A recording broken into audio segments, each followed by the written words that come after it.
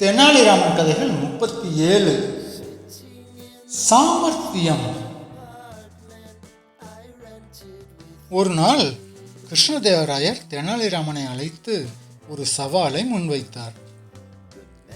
நீ 3 வியாபாரிகளை சாமர்த்தியமாக ஏமாற்ற வேண்டும்.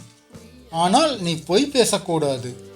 இதை செய்தால் உனக்கு 1000 தங்க நாணயங்கள் பரிசு என்றார்.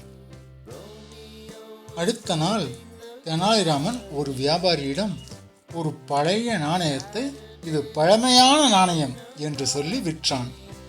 வியாபாரி அதை புராதன நாணயம் என்று நினைத்தான். உண்மையில் அந்த நாணயம் 10 வருடங்களுக்கு முந்தைய பழைய நாணயம். ஆனால் பழைய நாணயம் என தெனாலிராமன் உண்மையை பேசி ஏமாற்றினான். இரண்டாவது வியாபாரியிடம் ஒரு பொம்மையை பேசும் பொம்மை என்று சொல்லி விற்றான். ஆனால் பொம்மை பேசவில்லை.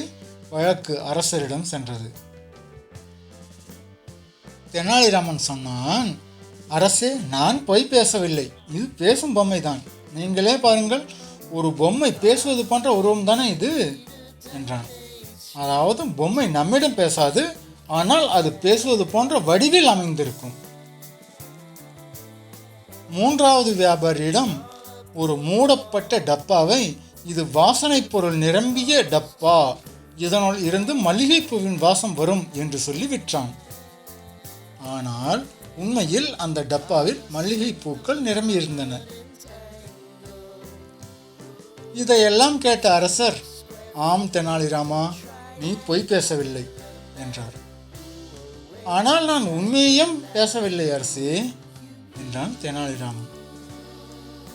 அரசர் வியந்து, நீ ஏமாற்றவில்லை, ஆனால் அவர்களிடம் தெளிவு இல்லை என்று பாராட்டி வாக்களித்தபடி அவனுக்கு 1000 தங்க நாணயங்கள் பரிசளித்தார். நீதி. சாமர்த்தியம் என்பது உண்மையை புத்திசாலித்தனமாக வளைக்கும் திறமை. சப்ஸ்கிரைப் பண்ணுங்க, லைக் பண்ணுங்க, கமெண்ட் பண்ணுங்க. தேங்க்யூ.